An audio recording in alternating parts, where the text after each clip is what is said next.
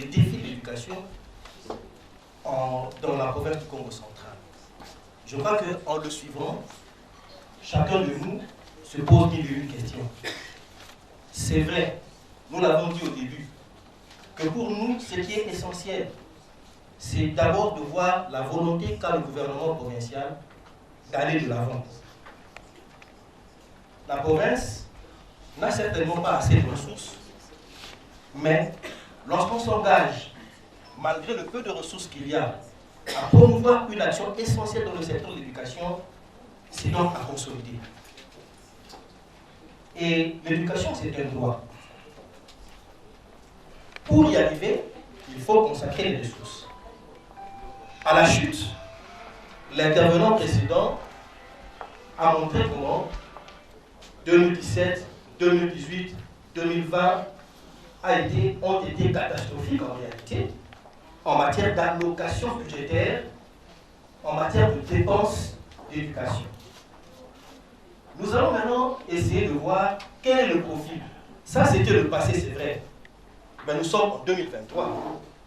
Mais quel est aujourd'hui le profil du financement de l'éducation dans la province du Congo central pour nous rassurer que nous gardons le cap ou nous changeons de cap? Si nous gardons le cap, ça veut dire que nous voulons faire comme le passé, par le passé. Mais si nous voulons changer de cap, nous voulons donc changer les choses. Mais en fait, qu'est-ce qui arrive? Voilà. Notre présentation va s'articuler autour de 4-5 points, mais qui seront vite balayés. D'abord, l'identification des domaines prioritaires pour l'analyse et le contrôle budgétaire de l'éducation. Sur quoi doit-on vraiment se ressourcer, s'engager? Deuxièmement, le point de repère. Nous allons faire une petite comparaison sur les allocations budgétaires telles que c'est fait au niveau national pour voir quel comportement peut avoir la province, parce qu'on doit toujours avoir des référentiels. Donc, point de repère, revue de l'évolution de la part du budget d'éducation de 1980 à 2023 au niveau national. Comme repère. Troisièmement, le standard en matière de financement de l'éducation. En fait, oui, nous avons l'évolution des repères au niveau national, mais il y a aussi des standards en ce qui concerne le financement de l'éducation. Qu'est-ce qu'au niveau des standards, on a décrit pour financer l'éducation au niveau d'un pays, au niveau d'une province? Quatrièmement, c'est pour voir pour 2023 quel est le profil de financement de l'éducation. Qu'est-ce que la province du Congo central a prévu pour l'éducation, pour financer l'éducation, parce que nous voulons nous engager dans ça. Et cinquièmement, on va analyser justement ces interventions prévues par la province pour voir où nous allons. Et nous allons faire quelques constats majeurs par rapport à ça. Donc, voilà.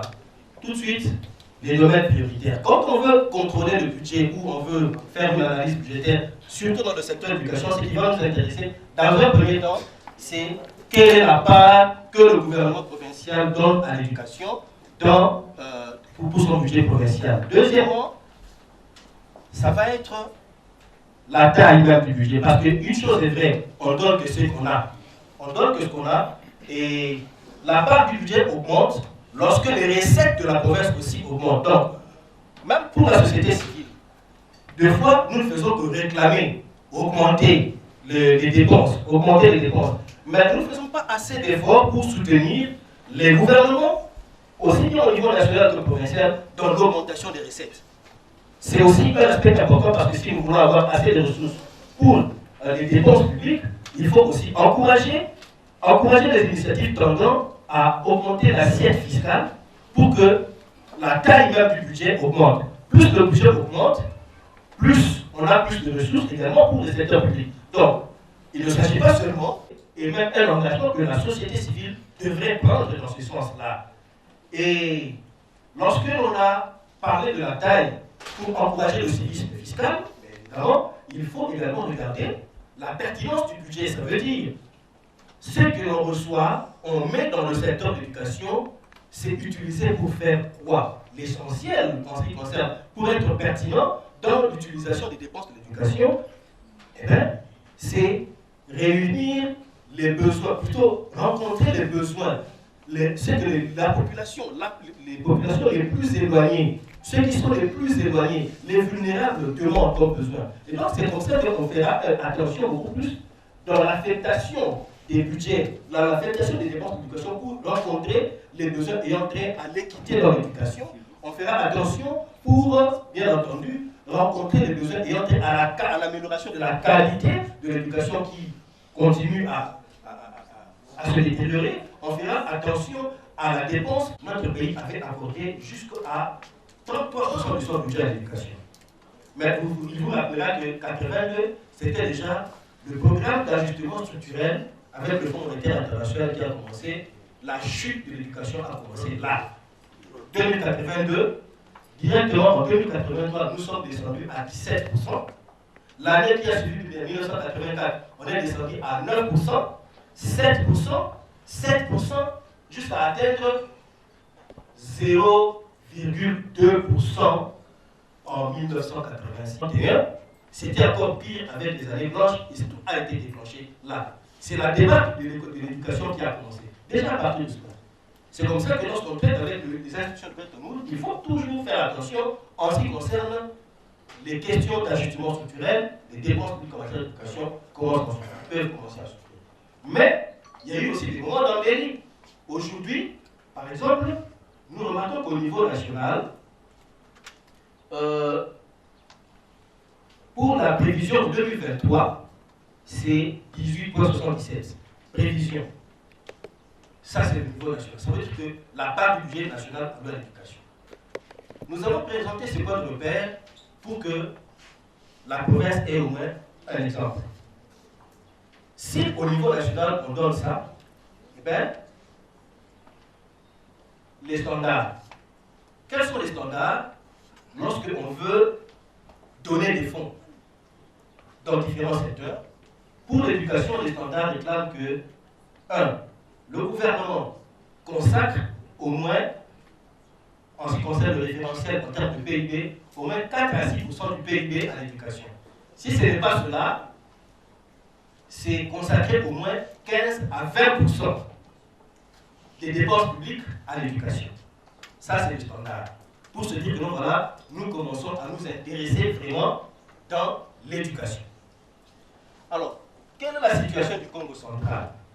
Je crois que le tableau là n'est pas assez clair, mais tout, en ce qui concerne le 2023, en ce qui concerne 2023, donc, on remarque en résumé que, sauf erreur de notre part, toutes les dépenses prévues et qui vont aller dans le secteur de l'éducation représentent 4,26% du budget provincial à l'éducation, jusque-là. 4,26%. Alors que nous sommes le référentiel, c'est au moins l'investissement. Plutôt 96% du budget de l'éducation est orienté vers l'investissement. Ce qui est véritablement important, qui est quelque chose à encourager, parce que quand vous prenez la même tendance au niveau national, c'est l'inverse. L'investissement est presque sous-représenté, mais ici, c'est 96%, c'est peu, 82%, c'est peu, seulement représente à peine 3,24%. C'est vraiment une tendance à encourager. Ça veut dire que si on peut garder, évidemment, à quelques exceptions près, si on peut garder cette tendance-là, lorsque le budget arrivera à 20%, c'est qu'il y aura véritablement un vrai changement dans l'éducation en investissant dans ce qui est la qualité, ainsi de suite. Alors, si nous revenons au tableau qui est là, on va remarquer qu'il y a un grand effort qui est orienté vers la construction, réflexion et réhabilitation. C'est environ 15 milliards de francs au total pour la construction, réhabilitation des écoles et au moins 13 milliards pour les équipements. Ce qui est vraiment très encourageant. Maintenant, quels sont les constats majeurs? il faut avouer que même si il y a ce que nous disons que c'est encourageant, il faut dire que 4,26%, c'est encore peu. C'est encore peu par rapport au référentiel, même par rapport aux besoins de la province, aux besoins des communautés. C'est qu'il faut également se dire que, et nous l'avons déjà dit, plus de 90%, c'est aussi un constat majeur, plus de 90% orienté vers l'investissement, c'est quelque chose d'encourageant. Donc il y a à boire, il y a aussi à manger, mais à manger, nous voulons manger en ce qui concerne l'augmentation, l'effort, continuer l'effort vers l'allocation de plus de ressources. Alors, quelles sont les opportunités que la province, en termes de financement, a? C'est déjà l'initiative que l'on a de créer une agence pour la promotion de l'éducation et de la formation. C'est déjà une initiative. C'est une opportunité qu'il faut peut-être saisir pour pousser davantage en ce qui concerne le financement de l'éducation. Et deuxième opportunité, c'est la prédisposition à voter et promulguer un édit sur le financement de l'éducation. Ça veut dire qu'on veut avoir une agence, c'est vrai, mais les ressources pour alimenter cette agence, c'est même une alerte que l'on devrait faire, doivent avoir un soubassement juridique. Et ce soubassement juridique, cet instrument légal ne peut être donné que par l'Assemblée provinciale. C'est ainsi que nous attirons l'attention de l'Assemblée provinciale pour que vite, il donne au gouvernement provincial le soubassement qui peut permettre justement de justifier que l'agence a des ressources. Et ces ressources sont des ressources légalement tirées par un instrument juridique bien voté et promulgué. C'est important. Et c'est également une opportunité que nous ayons des députés qui acceptent de s'engager à élaborer et mettre dans l'agenda de l'Assemblée provinciale la question de l'éthique sur le financement de l'éducation, à le voter et que le gouverneur promulgue pour que ça lui donne la possibilité d'affirmer l'ambition d'avoir une agence assise sur des ressources légales par rapport à cela. C'est important. Alors, cette bonne pratique-là, on peut les trouver dans l'autre opportunité, c'est d'avoir à côté, toujours en République démocratique du Congo, des provinces qui ont également des bonnes pratiques. Autant le Congo central a une bonne pratique, elle peut aussi se ressourcer sur d'autres provinces qui ont également d'autres pratiques et mutualisées. Un exemple, la province de l'Équateur a été la première parce que nous incitons, nous demandons aux députés provinciaux de donner l'instrument juridique, ça veut dire un édit, au gouvernement, comme soubassement aux ressources de l'agence, ou appelez ça comme vous voulez, agence ou service, en tout cas, que les ressources de cette agence-là soient des ressources légales par un instrument juridique, un édit. Eh bien, dans ce sens-là, il y a des provinces qui ont pris de l'avance. On peut citer l'Équateur, la province de l'Équateur qui l'a fait il y a déjà 3 ans. 3 ans. Il y a 3 ans, la province de l'Équateur a voté, c'était la première province à voter l'édit sur le financement, le mécanisme de financement innovant de l'éducation. La deuxième province, c'est le Kasaï central, qui vient de le faire le 20 décembre 2022. La procédure a commencé au Congo central, mais ça a pris du retard. C'est comme ça que nous insistons et nous interpellons en même temps. Nous encourageons l'Assemblée provinciale et peut-être des députés provinciaux que vous représentez, monsieur l'honorable rapporteur, que si il peut y avoir, on peut prendre le défense par rapport à cette question, on donnerait encore l'espoir aux besoins des citoyens, de ces enfants qui crient à travers la province.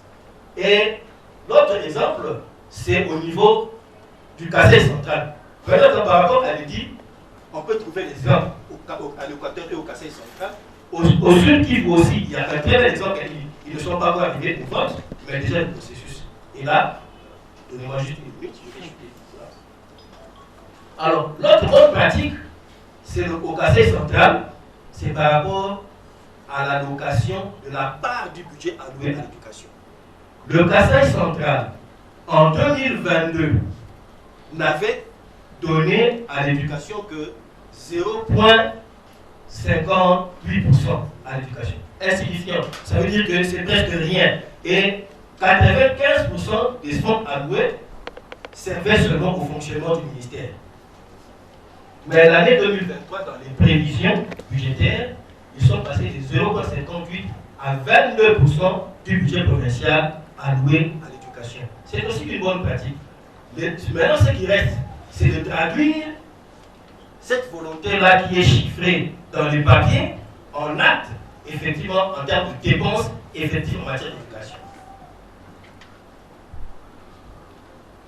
Et donc, pour chuter, ce que nous pouvons demander, c'est de passer simplement de la parole à l'acte. Passer de la parole aux actes pour redorer l'image de l'éducation dans la province. On peut le faire, on peut passer à l'acte de deux manières. Premièrement, regardons, analysons très bien combien nous, Assemblée provinciale, nous donnons à l'éducation lorsque le budget atterrit chez nous. Avant de le voter, regardez, nous ne sommes qu'à 4,26% aujourd'hui pour 2023. Peut-être que des efforts méritent encore d'être faits pour l'année 2024 pour passer de 4 à 10, à 15, à 20. En tout cas, des efforts doivent être fournis dans ce sens. Deuxième, c'est innover à travers les ressources. Quelles sont, au niveau de la parafiscalité ou des quantités, dans certaines ressources que nous avons ici, qu'on connaît ici sur place, qu'est-ce qu'on peut donner pour suppléer? Parce que nous avons conscience que le financement traditionnel n'arrive pas à suffire. Mais au moyen de la parafiscalité, il y a moyen de collecter d'autres fonds pour pouvoir booster davantage. Pour continuer à rester champion dans le secteur de l'éducation, j'ai dit, et comme je suis de cette province-là, je dis toi, Sakisina, Merci.